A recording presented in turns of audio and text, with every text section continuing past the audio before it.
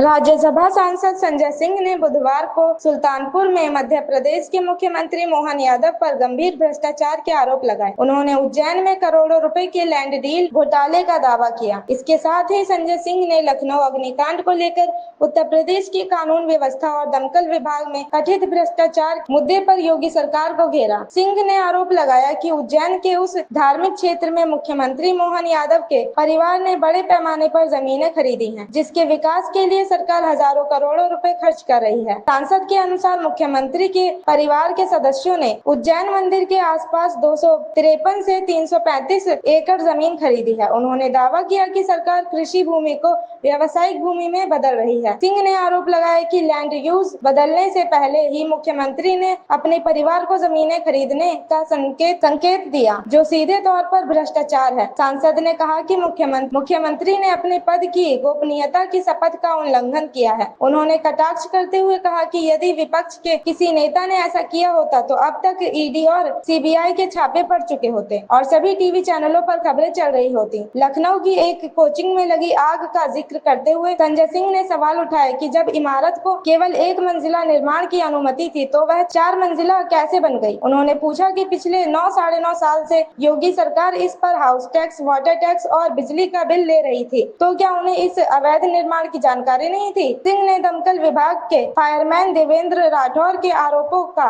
हवाला देते हुए कहा कि विभाग में 3 लाख रुपए की बुलेट मोटरसाइकिल 11 लाख रुपए में खरीदी गई है। उन्होंने सवाल किया कि जनता की जान बचाने वाले संवेदनशील विभाग में भी अगर ऐसा भ्रष्टाचार होगा तो इसकी जांच कौन करेगा। उन्होंने कहा कि जिस माँ ने अपना बेटा खो दिया, जब वह अपनी बात रखना चाहती है तो मुख्यमंत्री कहते हैं कि भाषण मत दीजिए। सरकार को कम से कम लोगों की पीड़ा संवेदनशीलता से सुननी चाहिए। तमाम अन्य चीजों के लिए सरकार के पास लाखों करोड़ों रुपए हैं, लेकिन पीड़ित परिवारों को मुआवजे में के नाम पर केवल प्रधानमंत्री की तरफ से 2 लाख और मुख्यमंत्री की तरफ से 5 लाख रुपए दिए जा रहे हैं, जो कि एक मजाक है। मोहन यादव जी, लगभग उनके परिवार के लोगों ने उज्जैन मंदिर के आसपास 253 एकड़ जमीन खरीदा है। देखिए, ये जमीनें क्या है? ये जमीनें वो हैं जहां पे उस क्षेत्र के विकास के लिए सरकार की योजनाएं चल रही हैं और एक मुख्यमंत्री उज्जैन के तीर्थ क्षेत्र के विकास के लिए,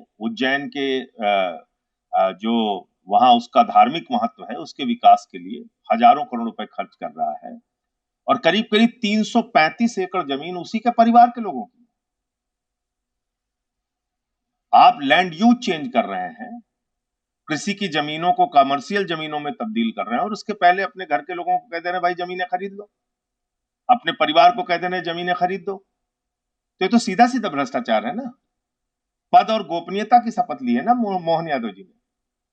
आप कल्पना कीजिए कि ये काम अगर किसी विपक्ष के नेता ने किया होता तो अब तक सारे टीवी चैनल्स पे खबरें चल रही होती और उनके घर पे ईडी सीबीआई के छापे हो गए होते और उनको पकड़ के जेल में डाल दिया जाता। लेकिन वो मुख्यमंत्री के तौर पे काम कर रहे हैं और पूरी की पूरी भारतीय जनता पार्टी बचाव में उतर आई है। अखिलेश यादव जी का भी बयान आया है, वो मोहन यादव के पक्ष में खड़े नजर आ रहे हैं। उन्होंने कहा है कि ये रियल एस्टेट का काम करते हैं और इनकी जमीनें पुरानी हैं, ये कोई नई जमीन नहीं है। देखिए, ऐसा है, मैंने वो बयान नहीं सुना है, लेकिन मेरा अपना ये मानना है कि जो इस पूरे प्रकरण में बातें सामने निकल के आई हैं उसमें उनके परिवार के सैकड़ों एकड़ जमीन उन क्षेत्रों में जहां पर कि विकास के कार्य सरकार के द्वारा किए जा रहे हैं और उसका लैंड यूज चेंज किया जा रहा है, ऐसे क्षेत्रों में जमीनें खरीदी गई हैं, तो निश्चित रूप से ये बहुत बड़े भ्रष्टाचार का मामला है। अभी लखनऊ में एक कोचिंग में आग लगी, इसके पहले दिल्ली में भी कोचिंग में आग लगी। ऐसी घटनाएं होती हैं, उसके बाद सरकार सजग होती है। देखिए, ऐसी घटनाएं होती हैं, 21-22 लोग दिल्ली में उनकी जान चली गई अग्निकांड में। उसके बाद कई दिन तक खबरें चली, ये बताया गया कि भाई अब ये सुरक्षा के इंतजाम होंगे, वो सुरक्षा के इंतजाम होंगे। लखनऊ में मॉक ड्रिल भी हुआ कि भाई अब आग से लड़ने के लिए हम लोग पूरी तरीके से तैयार हैं। लेकिन कई सवाल जो ये लखनऊ का अग्निकांड हुआ इसमें खड़ा होता है कि भाई जब एक बिल्डिंग 1 मंजिला इमारत की परमिशन थी तो 4 मंजिला इमारत कैसे बन गई। सवाल ये भी खड़ा होता है कि दमकल विभाग देर से क्यों पहुंचा।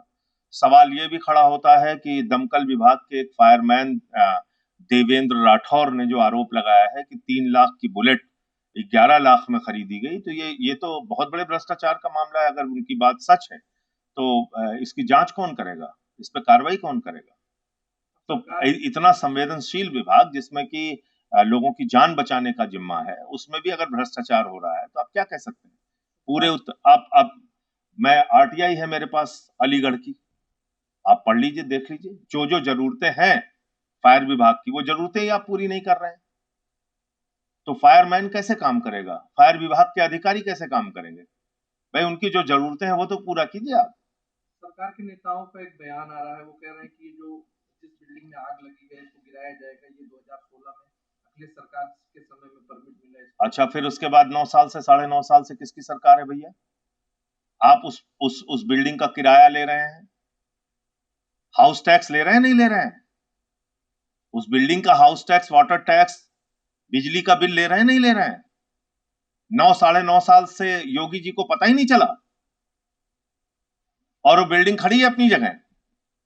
तो ये अपनी कमियों को छिपाने के लिए दूसरों पे आरोप लगाना इस वक्त बंद करना चाहिए। और जिस संवेदनहीनता का परिचय मुख्यमंत्री जी ने दिया है कि जिसका बेटा, जिसकी जान चली गई, उसकी माँ जो है कुछ कहना चाह रही है तो उसको आप कह रहे हो कि भाषण मत दीजिए। अरे भाई, लोगों की पीड़ा को संवेदनशीलता से सुनिए तो कम से कम, तब तो आपको दर्द समझ में आएगा। मुआवजे के नाम पे आपने मजाक किया। 2 लाख रुपए प्रधानमंत्री दे रहे हैं, 5 लाख रुपए मुख्यमंत्री दे रहे हैं।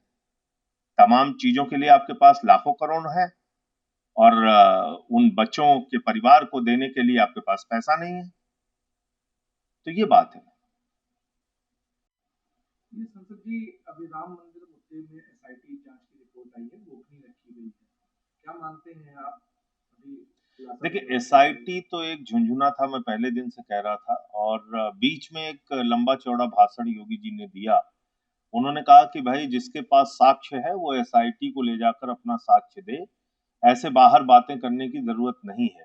मुझे मालूम था कि एसआईटी किसी काम की नहीं है, लेकिन बावजूद इसके मैंने एसआईटी को चिट्ठी लिखी 20 जून को, फिर मेल किया उनको और ये कहा कि भाई मुझे समय दिया जाए, मेरे पास साक्ष्य है। 2 करोड़ की जमीन 18.5 करोड़ में खरीदी गई, 3 करोड़ की जमीन 24 करोड़ में खरीदी गई, 9 करोड़ की जमीन 55 करोड़ 37 लाख में खरीदी गई।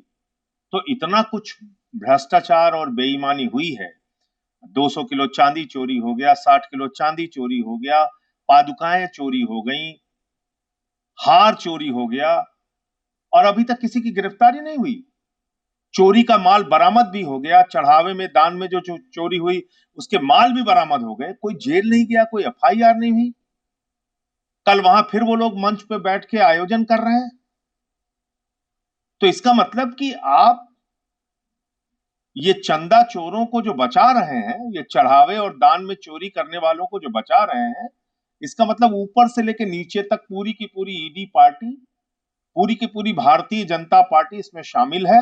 अब तक कोई ईडी नहीं, कोई सीबीआई नहीं, कोई जांच नहीं। भाई सुप्रीम कोर्ट ने बनाया था ट्रस्ट, सुप्रीम कोर्ट की मॉनिटरिंग होनी चाहिए थी। उनकी मॉनिटरिंग में एक एसआईटी बनती, समयबद्ध तरीके से जांच करती, बेईमानों को जेल भेजा जाता, तब तो करोड़ों हिंदुओं की आस्था और उनका विश्वास, उस पर थोड़ा भरोसा जताया जा सकता था कि भाई ये करोड़ों हिंदुओं ने आस्था के साथ जो दान दिया है, उनका भरोसा बनता कि कम से कम कोई कार्रवाई हो रही है। अभी तो कोई कार्रवाई हो ही नहीं रही, सिर्फ रस्म अदायगी हो रही है, भाषणबाजी हो रही है। ये ट्रस्ट बनाया किसने? ये ट्रस्ट बनाया है सुप्रीम कोर्ट ने। ये ट्रस्ट बनाया है सुप्रीम कोर्ट के कहने पे नरेंद्र मोदी जी ने, और नरेंद्र मोदी जी ने अपने लोगों को उसमें भर दिया।